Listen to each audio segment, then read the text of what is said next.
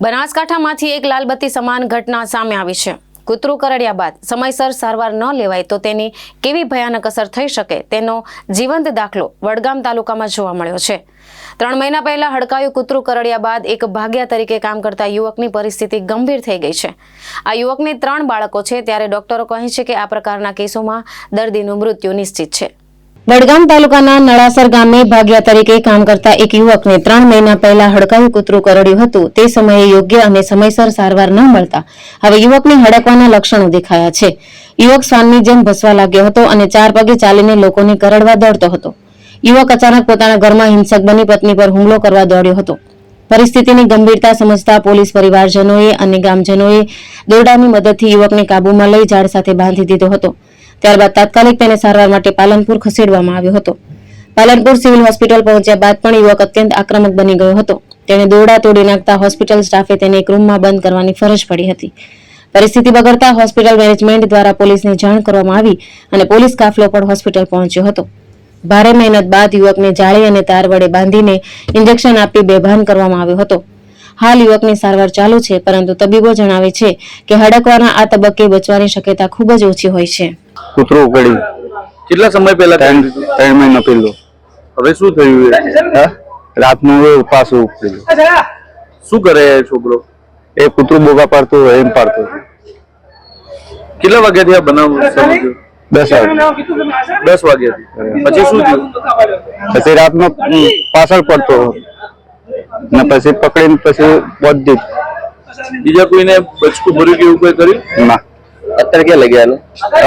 અત્યારે શું સારવાર ચાલી રહી છે? અત્યારે તો સિવિલમાં પાલનપુર। હવે કેવું હોય? હવે તો આરામમાં હતી। 3 મહિના પહેલા હડકાયું કૂતરું કરડ્યું હતું। સમયસર રસી ન લેવાતા હવે હડકવાના લક્ષણો દેખાયા છે। દુર્ભાગ્યે હડકવા થયા બાદ કોઈ અસરકારક સારવાર ઉપલબ્ધ નથી। તબીબો જણાવે છે કે કૂતરું કરડે ત્યારે તેને હળવાશથી લેવું નહીં। સરકારી હોસ્પિટલોમાં રેબિન્સની તમામ રસીઓ મફત ઉપલબ્ધ છે। કૂતરું કરડ્યા બાદ તરત ડોક્ટરનો સંપર્ક કરી 5 થી 7 ડોઝની રસી અને જરૂરી હોય તો રેબિસ ઇમ્યુનો ગ્લોબ્યુલિન લેવી અત્યંત જરૂરી છે।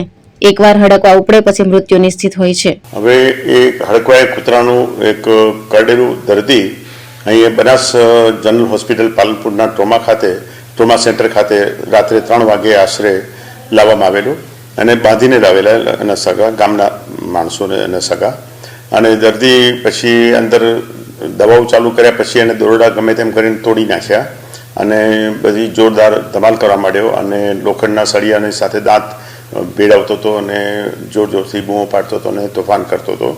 એટલે મેં એને રૂમની અંદર પૂરી રાખેલો અને પછી અમારા ચેરમેન શ્રી પી જે ચૌધરી સાહેબને પણ જાણ કરેલી, એમણે એસપી સાહેબને જાણ કરી હતી, કલેક્ટર સાહેબને જાણ કરેલી અને માછલી પકડવાની જાળ પણ લાવીને વ્યવસ્થા કરેલી અને ફોરેસ્ટમાં પણ અમે ફોન કર્યો હતો કે એને બેહોશ કરવાનું ઇન્જેક્શન કંઈ આપી શકાય કે કેમ, કારણ કે એ છૂટો ફરતો હતો અને ધમાલ કરતો હતો।